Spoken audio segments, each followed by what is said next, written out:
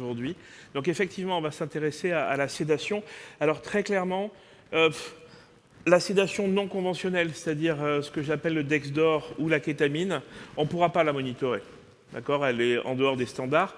Nous, ce qu'on peut monitorer, c'est du GABAergique, c'est-à-dire ce qui va entraîner un ralentissement de l'électrogénèse. Ce qui va perturber l'électrogénèse, qui va l'accélérer, en particulier comme la kétamine, ce n'est pas quelque chose qu'on peut monitorer. Alors, depuis plusieurs années maintenant, on avait des patients qui étaient sursédatés et il y a des appels à vraiment diminuer cette sédation en réanimation. J'aime bien reprendre cette diapositive de Jean-Michel Constantin qui montre donc l'évolution entre 1995 et 2016. Et donc on va vers une sédation qui est plus personnalisée. Alors le problème, c'est que personnaliser une sédation, c'est pas simple. C'est pas simple et que souvent, le premier appel que je fais, c'est si vous voulez vraiment personnaliser votre sédation, et avant de la monitorer, ayez des notions de pharmacocinétique. Et moi, ce qui me tue au quotidien, c'est le patient qui arrive sous Hypnovel. Et il présente des signes de réveil. La seule réponse qui est réalisée, c'est une augmentation de vitesse de pompe. Ça ne traitera rien.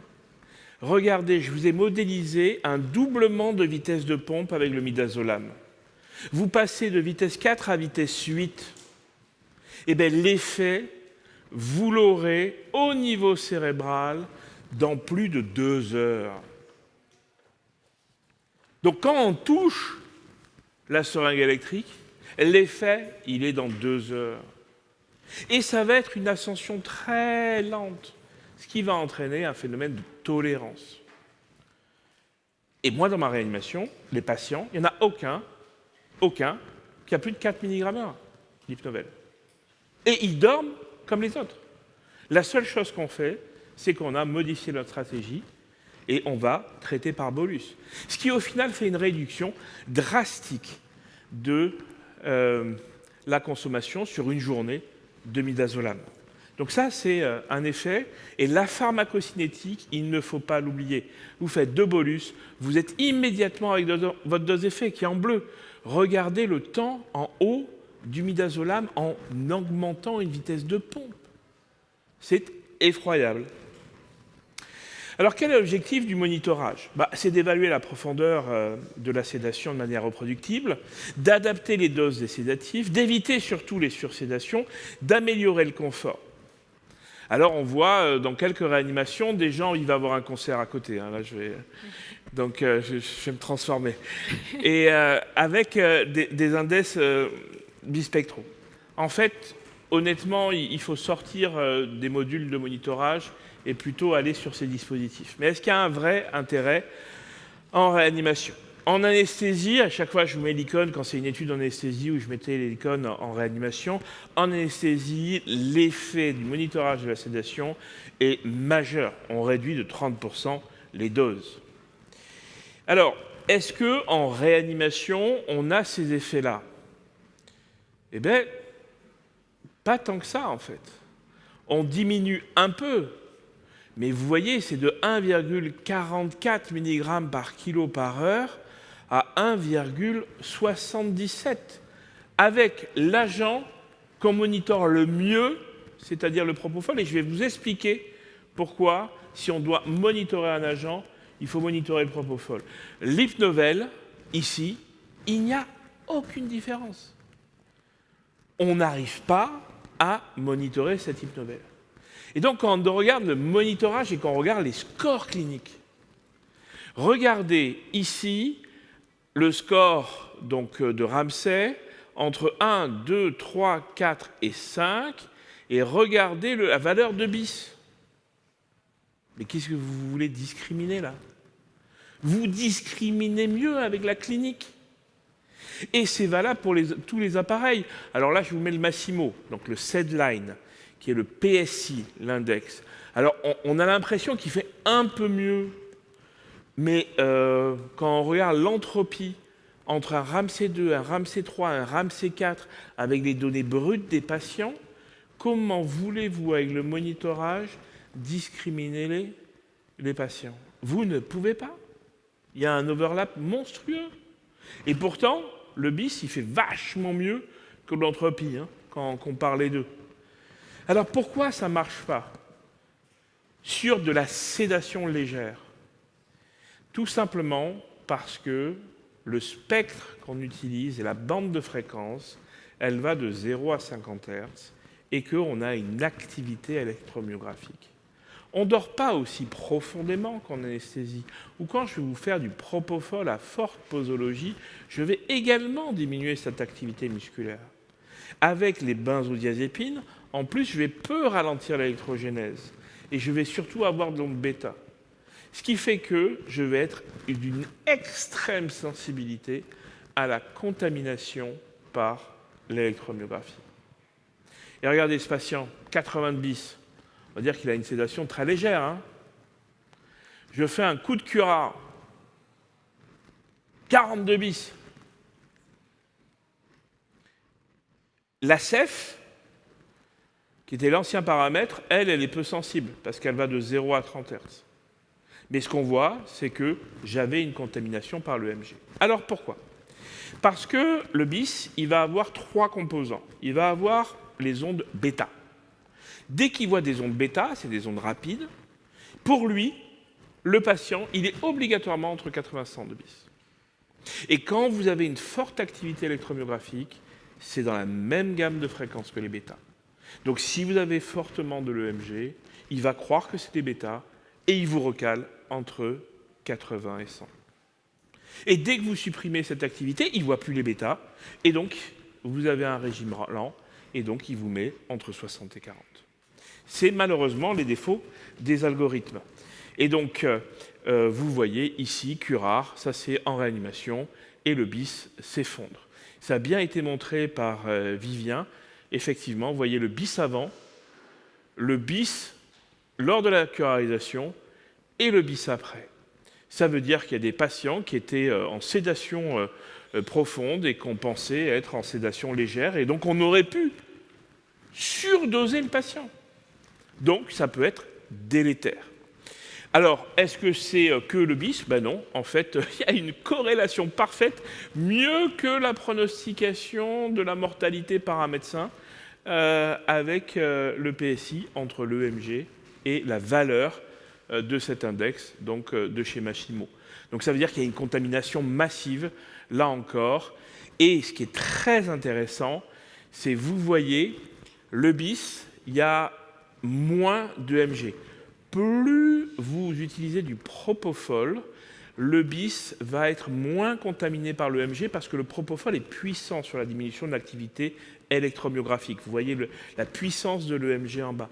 En revanche, du rémidazolam, qui est une forme d'hypnovel, de midazolam, mais à action rapide, vous voyez là, il y a énormément d'EMG et donc il n'y a aucune corrélation, malheureusement. Donc, on peut voir ce type de courbe où on peut croire que ça monitore correctement les choses. En fait, ça monitore correctement les choses si on est en sédation profonde. Et ça, c'est le message.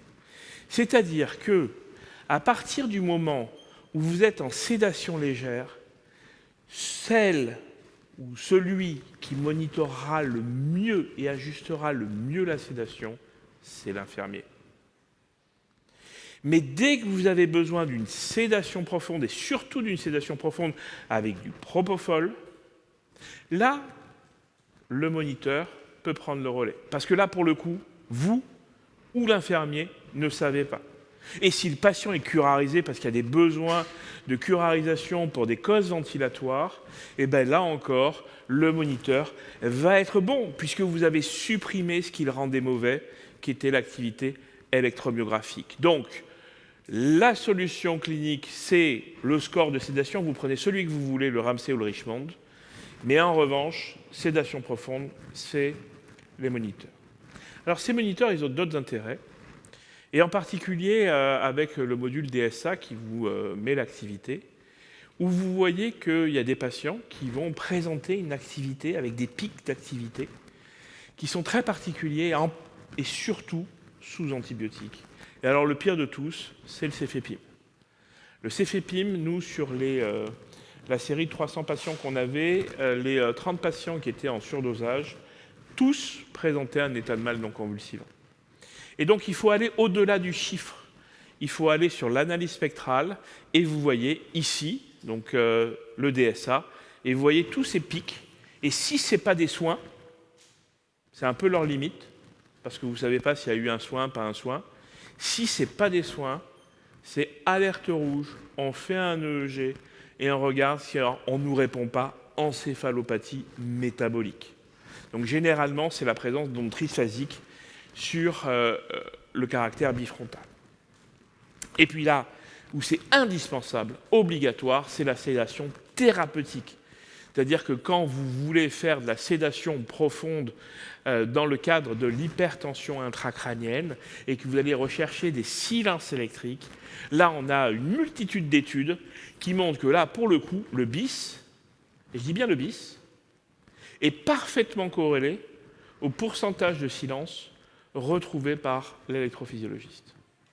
Et ça, c'est une notion qui est très importante. C'est-à-dire que, vous savez, que ce soit le propofol ou le pentotal, c'est très difficile d'atteindre des silences, et pourtant, il faut atteindre des silences pour avoir la vasoconstriction. Et donc, il faut, parce que, encore une fois, la pharmacocinétique, c'est des médicaments, en tout cas pour le pentotal, qui sont lipophiles, donc il y a un volume de distribution, donc il faut saturer le système pour avoir des bursts tenus dans le temps, et si vous n'avez pas le moniteur, vous ne serez pas à votre objectif. Et surtout, après, on va avoir une accumulation. Et là, il faut lever le pied. Et c'est le moniteur qui vous dit de lever le pied. Attention, ce n'est pas optimal. Ça, c'est des données personnelles. C'est des données qui sont super passionnantes et qui vous montrent le défaut de l'algorithme. Il ne faut pas regarder le chiffre de bis. Regardez, je fais 150 mg de Nesdonal. Qu'est-ce que fait le bis après ce 150 mg de Nesdonal? Il monte. Puis après, il s'effondre. Puis de nouveau, il monte. Est-ce que vous imaginez pourquoi on a ça? Est-ce que vous avez une réponse? Est-ce que mon patient se réveille? Il a 70 de bis. Il est curarisé. En fait, c'est un défaut de l'algorithme. Le bis, ça c'est aussi des données personnelles, c'est passionnant. Vous allez avoir la valeur de bis et je vous ai mis la valeur des silences électriques. Le bis, une fois qu'on atteint 35% de silence, va être une droite parce que c'est une formule mathématique. C'est complètement linéaire, c'est RS divisé par 2,25 moins le bis. Et vous avez la valeur du bis. C'est une droite. Seul problème, c'est que déjà là, vous avez des silences et le bis, il ne bouge pas, il plafonne. Mais seul problème, c'est ici. Vous allez avoir peu de silence, beaucoup de bursts, et le bis, il va exploser. C'est cette situation clinique qu'on a là, qui s'appelle les pré-bursts, et vous vous retrouvez avec des patients qui ont des valeurs de bis à 70, à 80. Donc, encore une fois, si vous êtes en sédation thérapeutique, ne regardez pas le chiffre de bis, ça ne sert à rien, c'est faux. Regardez les ratios de suppression, le pourcentage de silence. Est-ce qu'ils sont tous bons? Non, par exemple, celui-là, il est très très mauvais. Vous voyez, il va détecter qu'il y a 25 minutes sur un tracé de silence électrique, alors que l'EEGiste, lui, en détecte 150 minutes. Donc ça, c'est un vrai souci. Il détecte mal les silences électriques parce que le rapport signal-bruit n'est pas bon. Alors, ils peuvent nous servir à détecter assez rapidement un passage en mort encéphalique et à anticiper un scanner ou réaliser un EEG. Attention, en fait, ça va durer que quelques instants. Après, le bis va remonter parce que, vous voyez, il va amplifier le signal et on va avoir l'électrocardiogramme qui va arriver et qui va être analysé comme des ondes et qui va remonter le bis à 14. Alors, on l'a vu, hein, la sédation, c'est aussi l'analgésie. Tout le monde en parle, personne ne la titre, et pourtant, c'est le principal facteur de survenue de délirium. Ce n'est pas un facteur protecteur, hein. C'est un facteur qui peut être très influençable. Alors, vous connaissez tous la pupillométrie pour suivre la pupille, si elle se dilate, si elle ne se dilate pas lors d'engagement. Il y a un réflexe qui peut être intéressant pour titrer l'analgésie, c'est effectivement le réflexe de dilatation pupillaire à la stimulation nociceptive. C'est le fameux réflexe ciliospinal, où on peut s'amuser sur les étudiants de médecine, enfin maintenant on ne peut plus trop, en leur faisant mal, et on a une dilatation pupillaire. Donc pour faire mal, il faut une calibration, une douleur calibrée, c'est le tétanos, et il y a plusieurs dispositifs qui sont sur le marché qui nous permettent donc de faire ce test de dilatation pupillaire. Ça, c'est de l'anesthésie, et vous voyez qu'ils font efficacité d'une anesthésie loco-régionale réalisée sous AG. On met les électrodes sur l'endroit qu'on a endormi, et on fait un tétanos, et on fait un tétanos de l'autre côté. Vous voyez, il y a un côté qui ne répond pas du tout, blocage complet de la douleur, l'autre côté, dilatation pupillaire. Il y a un score maintenant qui est sorti, qui est le PPI, et il y a plusieurs équipes qui évaluent la nociception avec ce score, qui est le PPI, et qui permet de titrer les morphiniques. Et en fait, on s'aperçoit qu'on surdose largement nos patients avec les morphiniques. Et donc, vraiment, il nous permet de limiter l'administration de morphiniques. En tout cas, il permet de prédire les réactions hémodynamiques lors d'une aspiration endotrachéale.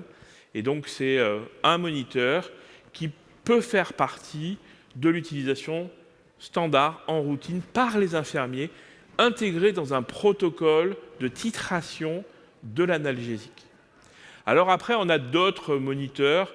Il y a l'ANI, il y a le NOL, qui sont des moniteurs basés sur la variabilité de la fréquence cardiaque. Honnêtement, comment vous dire? Quand vous voyez une courbe ROC comme ça ou une dispersion, avec le score de référence, qui est le score de BPS chez des patients sédatés de façon légère et sans curare, autant vous dire que c'est pile ou face. C'est dommage, c'était une construction française. Bon, c'est parti sur l'étagère et ça n'en est plus ressorti, ça a pris la poussière. Ça a été un peu dépoussiéré avec une technologie améliorée multiparamétrique avec le NOL, qui intègre une soi-disant intelligence artificielle. Donc ça, c'est les courbes des premières études faites par un KOL, où vous voyez, c'est un truc extraordinaire en termes de précision. Bon, quand d'autres équipes commencent à le tester, c'est pas si bien que ça. Et en pratique, quand c'est testé même en anesthésie sur de la réduction de morphinique, c'est NS. Et pourtant, ils avaient des grosses posologies de rimifentanil.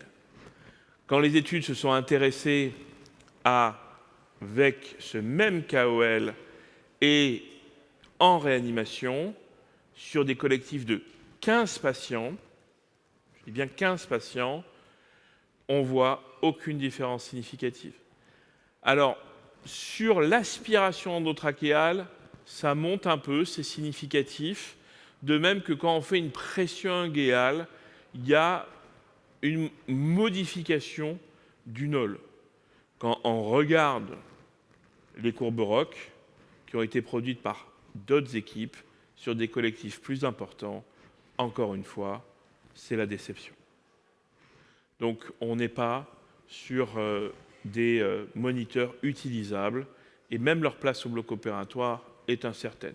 En tout cas, il y a une grosse étude faite par McGill qui est en cours et qui est à suivre et j'espère qu'on aura des résultats. Donc en tout cas, celle qui gère le mieux la sédation légère, c'est les infirmières. N'oubliez pas de leur dire qu'on encadre des soins par des bolus et certainement pas par des augmentations de vitesse de pompe qui sont inutiles et dont l'effet arrivera 2 à 3 heures après. On ne recommande pas, et on ne peut pas le recommander, l'usage systématique du BIS pour monitorer une sédation en réanimation. En revanche, ça peut être très intéressant chez le patient curarisé, parce que pour le coup, il redevient aussi performant qu'en anesthésie, et c'est très intéressant lorsque vous voulez faire du monitorage de la sédation profonde. Voilà. Et quant à l'analgésie, tout est à faire c'est un territoire qui est complètement mal exploré et vraiment on surdose nos patients.